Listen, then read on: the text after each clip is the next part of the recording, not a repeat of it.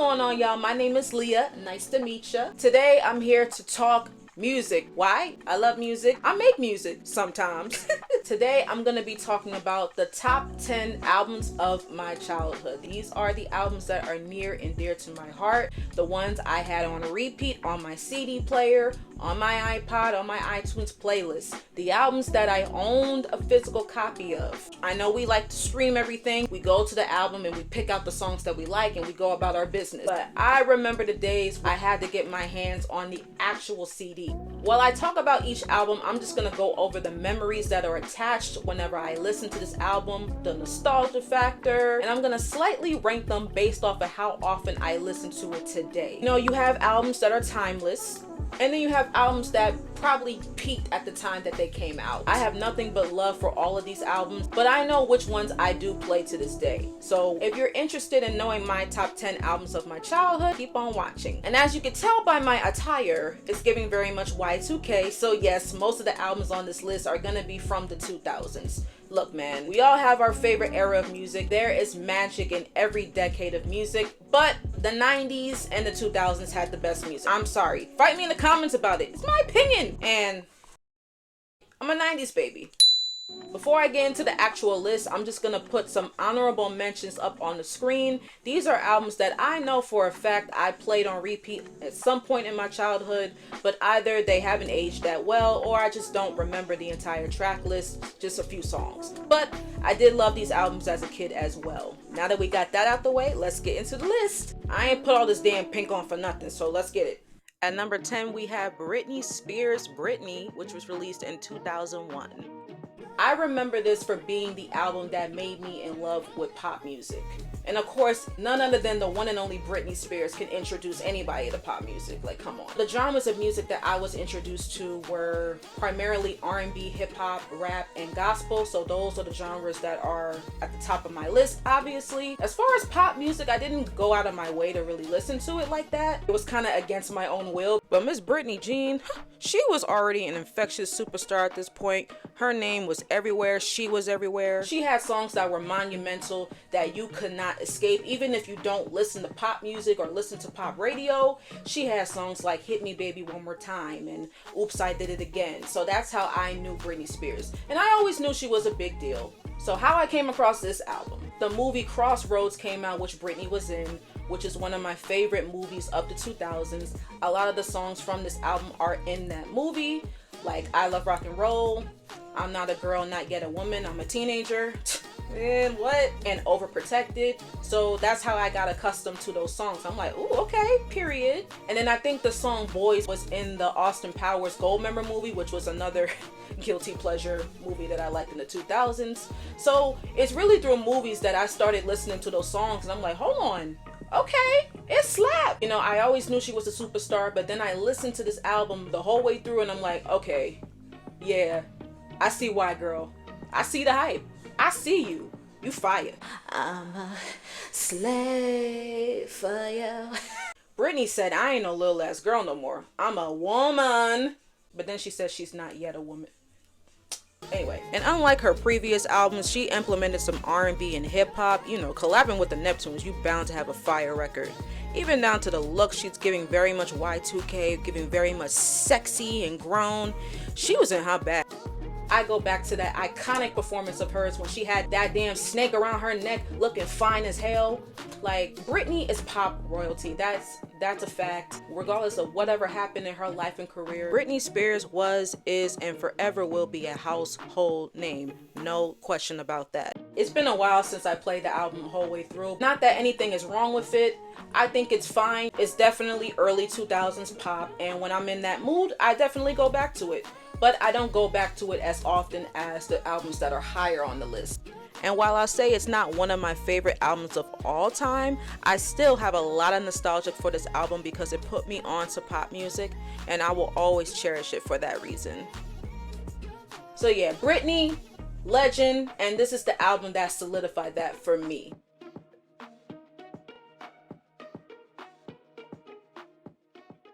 At number 9, we have the Pussycat Dolls, their abbreviated self-titled debut album, which was released in 2005. On the list of things that I loved as a child, were girl groups. I loved me a good girl group. I don't care which girl group it was. Whoever was hot at the time, I was a big fan of. Pussycat Dolls was one of the girl groups that were out and were hot as hell, okay? Don't ya? I loved all the outfits. I loved the music videos. I practiced the choreography for most of the songs. You got hit records like Don't Ya, Beat, Buttons, I Don't Need a Man. And whoever produced this album, shout out to you because you killed it. I love how they have different genres like R&B, hip hop, dance, even jazz, disco, and big band, but they make it sound so modernized. So I love the versatility of this album. But I must address the elephant in the room. And it's the only gripe I had with this album as an adult that makes me love the group and the album just a little bit less. There's 6 members in the group, yet there's one front woman who's singing everything. And I kind of did wonder as a kid, you know, I loved all the music, but in the back of my mind, I'm like, is anybody else singing? Are they doing background vocals at least? So after doing some research, I found out that, which I didn't know at first, that Pussycat Dolls, it was originally a dance group that they added singers to, and they hired Nicole Scherzinger, who was the front woman, and they hired Melody Thornton, who sung the ad-libs most of the time. Everybody else in the group just danced. But apparently that's what they agreed to do. They weren't required to sing. It was said that Nicole recorded the whole album before the other girls even got to listen to the tracks. All that to say, she pretty much carried the group vocally. But my thing is, if that's what they agreed on, then I can't really be too outraged about it. My issue now is you hired 2 singers, not just one. You have Melody here, who I thought was a great vocalist. Not saying that her voice is better than Nicole's from a technical standpoint, but she definitely stood out, and you can hear it throughout this whole album. Most of the songs on here, you just hear Nicole doing the background vocals, doing the leads, the chorus, the bridge, everything. And then all of a sudden you hear this voice doing all these ad-libs and riffing and running like she Christina Aguilera, and I'm like, hold on. That is not Nicole. Who is that? Bring her up front. I want to hear her. I don't see why they couldn't have Melody do a verse, a solo, even a bridge. It's like the producers told her in the booth, listen, heifer, since you want to sing so bad, you got 12 seconds to do whatever the hell you want. So you better sound off and make it count. Then she proceeded to say, oh. And once I'm starting to get into her, the song is over. And I'm like, really? Now y'all bogus for that. But I'm not gonna lie, I still like the album. I really do. It's hot. I love the production. I love the beats. I still remember the choreography. I still see myself dancing to the songs. They did pick a front woman that could sing really well, so that's the saving grace about it. I would have been more mad if they picked a girl who they considered the most visually appealing but has lackluster vocals, and she does not. But at this point, I would not put them in the same caliber of girl groups as the Spice Girls or Destiny's Child. So that's kind of how I feel about it now. I still like all the songs off the album. I just feel like they should have had Melody sing more. Overall, PCD was a great album from the 2000s, and it comes in at number 9. Number 8 is gonna be Ciara, her debut album Goodies, which was released in 2004. Ciara's debut though? I played this album non-freaking stop. I'm kind of channeling the cover a little bit. Hold up. Ew. I'm not gonna put the hood on because it's big ass fro though. You got smash records like Goodies with Petey Pablo, 1-2 Step with Missy Elliott, Oh with Ludacris, and I, Thug Style, like, nah, but Ciara was definitely that girl. For sure that girl. Coming with sexiness, swag, she a little gangster with it, all these cool dance moves, like, yeah, yeah. And all of a sudden, everybody thought they was a dancer, including me. I remember doing a dance routine to 1-2 Step at a talent show, one that I was not kicked out of due to having no rhythm. Automatic, supersonic, hypnotic, funky, fresh. Like, what is really wrong with me? It's probably the pink. She had that nice fusion mix of like R&B and crunk hip hop. It's literally called crunk and B. And I think she's definitely the queen of that. She definitely dominated that subgenre, especially at that time. There was no other artist that can do that sound like her. Even the dance moves, the entire brand, it was just unique to her. It's not at number 8 because I think it aged bad or anything. I still love this album. I just haven't played it in a minute though. There's a lot of albums, especially on this list, that are higher, and albums that came decades later that I play more than this one. So I can only put it but so high. But this was definitely one of my favorite albums of my childhood. The songs still rock to this day. You definitely gotta play Ciara at a Y2K party. You have to. You have to. Shoot, these songs come on. I wanna put on a pink Velcro tracksuit, put a chain around my neck, go up to somebody and dance battle them. Matter of fact, let's go. Yeah. You don't want none of this. You don't want none of this. You don't want none of this. You know what? Yeah, you can see why I got kicked out of dance groups. Ciara just came out the gate swinging, gliding, 1-2 stepping, and this album was a certified banger. Quick fun fact, did y'all know that the song Goodies was originally supposed to go to Britney Spears, who I just spoke about a few moments ago? And the wild part is, I feel like it would have slapped too. Not saying she would have done it better than Ciara, but I could hear her on that record. But girl, Britney got enough damn hits. I'm glad things turn out the way they turn out. Goodies is rightfully Ciara's song. She completely bodied that just like she bodied this album. Okay, now this is the part of the list where I actually break my own rules. Y'all don't know how hard it was to make this list.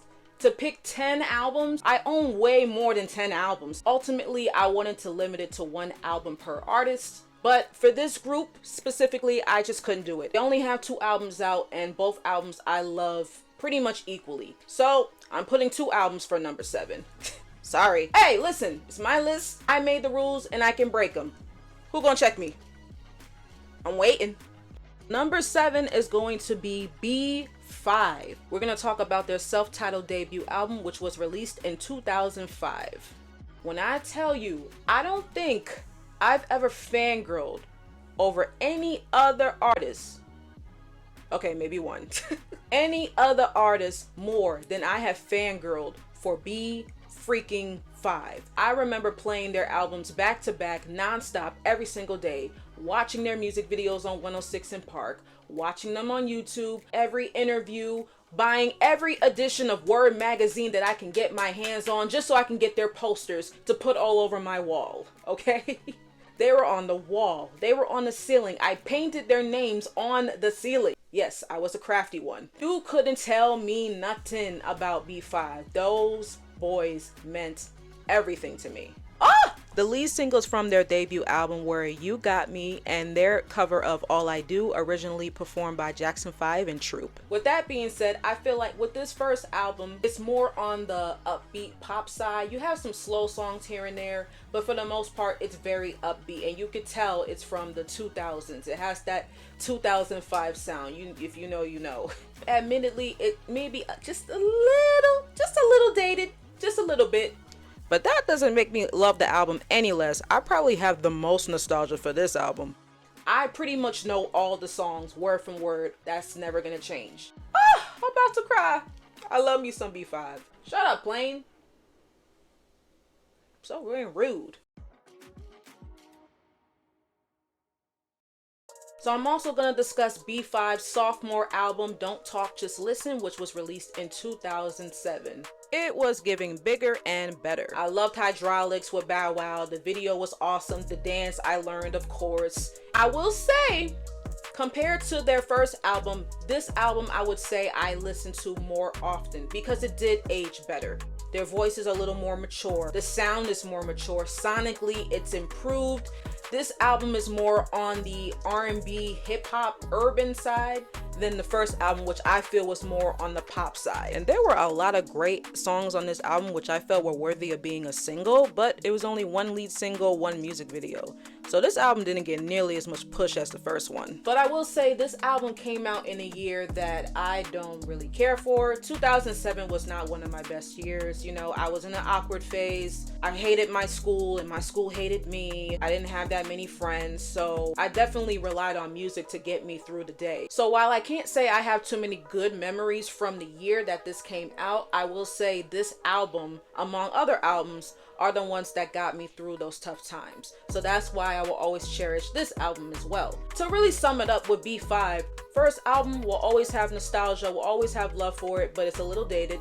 Second album aged better, listened to it more often, but came out in a year that wasn't so great for me. I was way too much of a fan to just pick one of their albums. They were both very important to me in my childhood, so I couldn't put one of them as an honorable mention. I just couldn't do it. And it sucks that this is a group that didn't really get as much shine as other groups or other artists in their time. Shoot, whenever I bring up B5, people like, huh? And that breaks my heart. I can go on and on about B5, but we'll be here all night, so I'm gonna move on. But will always love B5, and both of their albums occupy number 7 for me. Call me, I'll be there in a hurry, baby. Number 6 is an album that came out way before my time, but it is Michael Jackson's Bad Special Edition, which was released in 2001.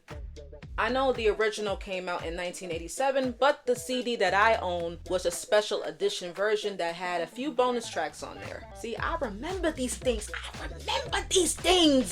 But yeah, I don't need to get into why Michael Jackson is a GOAT, okay? He was probably one of the first artists that I ever listened to as a child. From the Jackson 5 days to his very extensive solo career, I was put on from the very beginning from my dad because he owned every single album, so that's how I was able to listen. So this is not the only Michael Jackson album that I heard as a kid, but I would say Bad is the one that I played the most as a child. You got Bad, The Way You Make Me Feel, Leave Me Alone, Smooth Criminal, Dirty Diana, Man in the Mirror, so many classics. Wow, memories about this album. What made me love Bad the most was the movie Moonwalker. You know, it's not enough to make a freaking iconic album, but he pushed it even further and gave us a whole film. Not even just a film, you got like 3 films in this mug. 20 music videos, mashups, live performances. You just had everything wrapped in one. It shows the whole evolution of his career.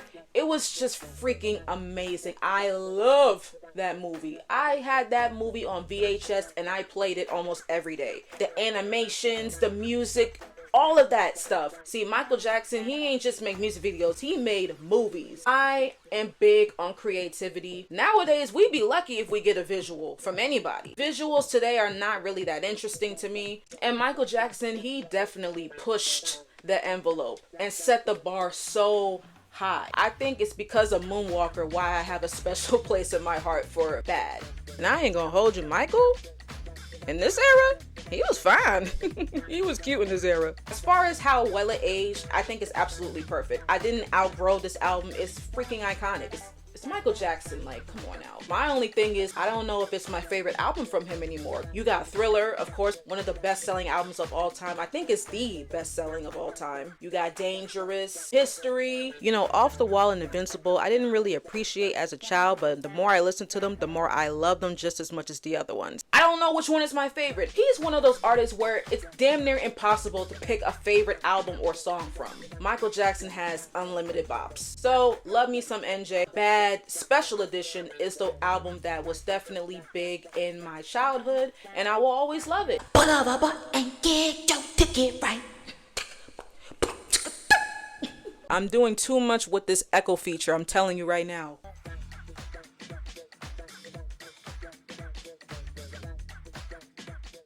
At number 5, we have Chris Brown's self-titled debut album, which was released in 2005.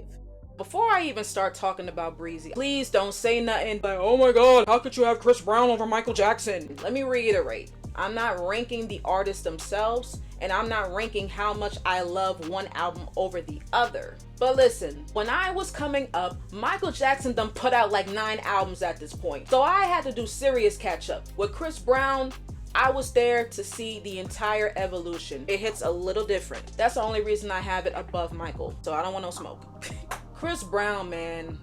When Chris Brown first came out, I swear, every girl in my class, probably in my school, wanted to be this man's girlfriend. Oh my god, Chris Brown's my husband, that's my boo. No, he's my boo. No, I'm Mrs. Brown. I'm like, oh Lord have mercy. He was on top. Every girl wanted him. I can say that I was not part of that demographic.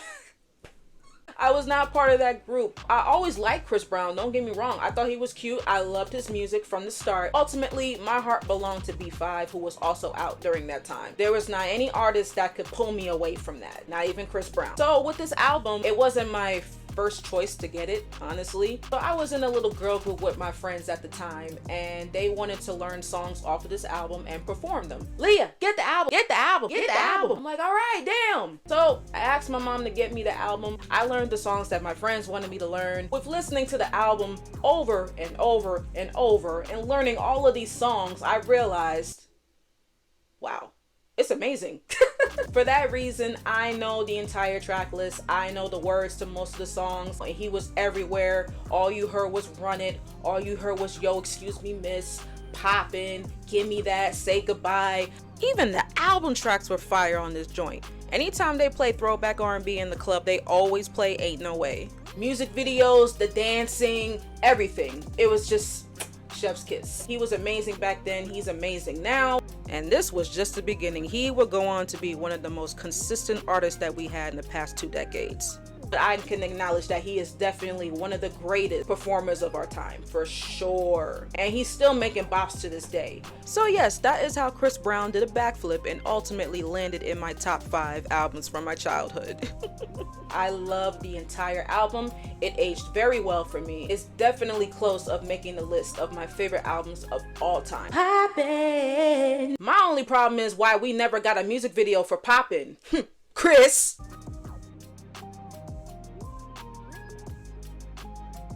Coming in at number 4 is going to be Destiny's Child, Destiny's Fulfilled, which was released in 2004. Remember what I said earlier about girl groups? I was a sucker for a good girl group, and I could say at the top of my list, it was always Destiny's Child and Cheetah Girls. Top 2. And what I always loved about Destiny's Child, especially as a trio, is that they always gave individuality. Now this album is an example of when everybody participates in the group project. Take notes, Pussycat Dolls. Each member of the group got to shine. You got Kelly giving smooth and sultry. You got Beyonce, well, being Beyonce. And can we please, as a collective, put some respect on Michelle Williams' name? Ma'am, she came through killing every single bridge off this album. I don't care what nobody says. I wanna cater to my man. The bridge was the best part of the song, okay? Y'all know she did her big one on this album, so I'm gonna need y'all to stop playing on her top. Thank you. The songs on this album are freaking amazing. From the singles like Soldier, Lose My Breath, Girl, Cater to You, and even the non-single album tracks like T-Shirt, If, which has to be probably my favorite song from them, Through With Love, like, oh my gosh. If this ain't R&B, I don't know what is. From the harmonies to the production. I love the lyrical content. I love the visuals, the choreography, the looks. It was just giving grown and sexy. And you can even see in the performances that they did not come to play. The whole era was just amazing. So for this to be their last studio album together, wow. Talk about going out with a bang. Could it be their best album? It's up there with Writing on the Wall for me. I think it aged far better than Survivor, which I liked as well. But you could definitely tell how much they've grown and evolved as a group. The songs still sound good and fresh to this day. And the vibe of this album gives, we're best friends in real life. Don't get it twisted. Not only is it on my list of favorite albums from my childhood, it's definitely one of my favorites of all time. So shout out to Destiny's Child. Destiny's Fulfilled comes in at number 4. And I know I barely said anything about Miss Sasha Fierce, but you're gonna see her again on this list, so stay tuned.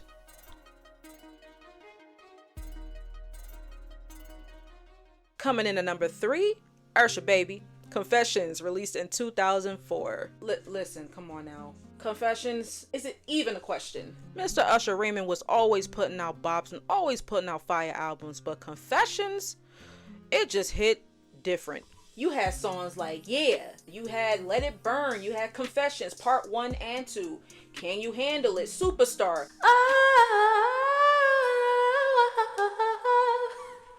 You got Caught Up, Throwback. I'm about to say the whole album, y'all. But look, this is when good R&B was mainstream. This album just takes me back to summer camp 2004. It was played from start to finish all over camp. We played them at the parties that were going on. I remember I was forced to dress up as Usher for a talent show. I had the damn baseball cap, Big ass t-shirt, baggy pants, and some white sneakers, and I guess they bought it. And besides the dance records on this album, you got songs that are centered on relationship issues, and as a kid you're not really aware of what you're singing about because you just love the music. But damn, if this ain't some stressful, toxic ass mess going on in this album, but that's what makes it fire. This album is one of the greatest of all time. It's been sampled so many times in songs that have came decades after it. You know, when Usher came with that iconic Tiny Desk performance, watch this.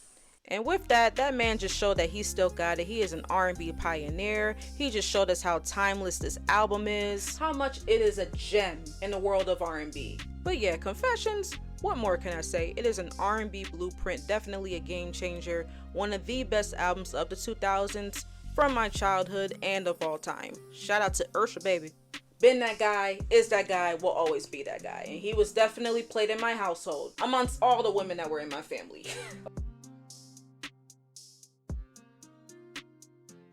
Coming in at number 2. Y'all know what this is. Mariah Carey, Emancipation of Mimi, released in 2005.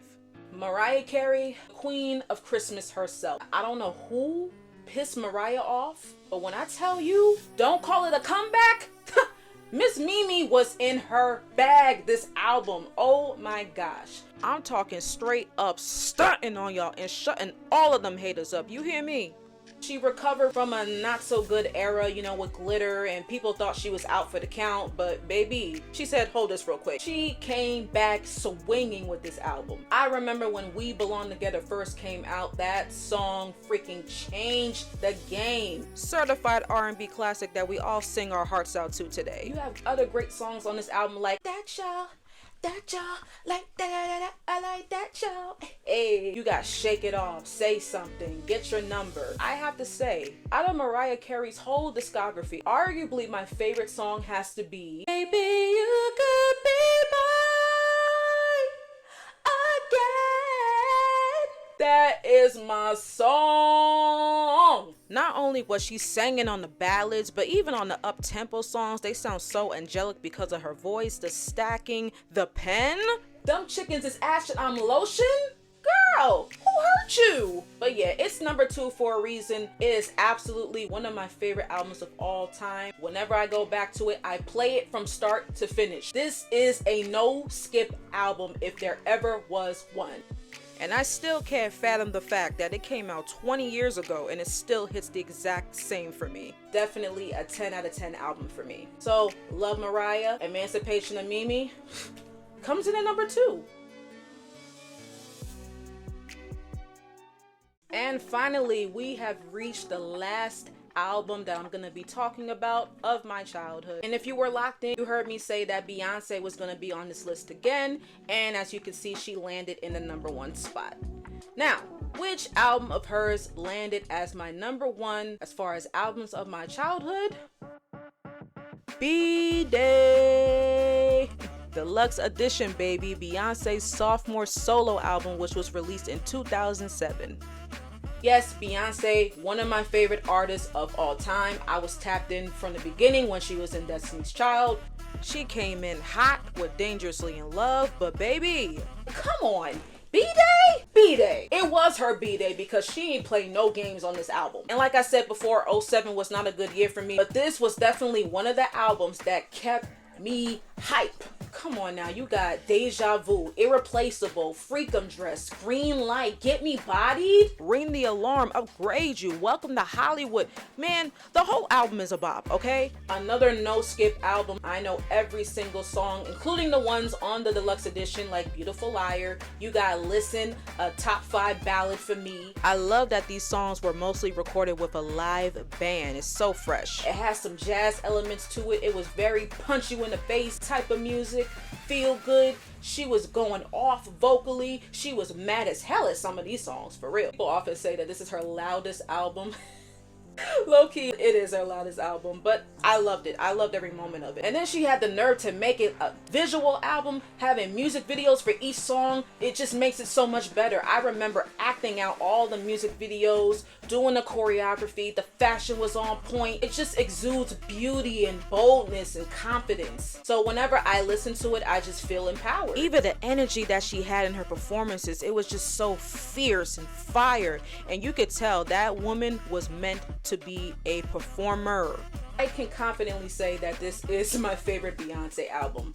Okay, I know she has evolved way past this album. She's released masterpiece after masterpiece. Beyonce is another artist where it's very hard to pick a favorite anything because it's just so much greatness in her catalog. Some of her albums are reaching my top 2, like Renaissance. This is still my favorite out of all of her albums so far. And I don't know if she's gonna put out anything that's gonna top it for me. I see some people on Twitter, X, whatever you want to call it, her own fans say that this is her worst album. And I'm like, how old are you? I know music is subjective and everybody likes what they like and we have to respect that. But what? Her worst album? When you got I Am Sasha Fierce sitting right there? Damn, that was mean. Now, I like that album too, but y'all know damn well that is not her best album. And definitely not better than B-Day. But I love B-Day. It's near and dear to my heart. A top album from my childhood and one of my favorite albums of all time, baby. It's at number 1. What can I say? Sorry. All right.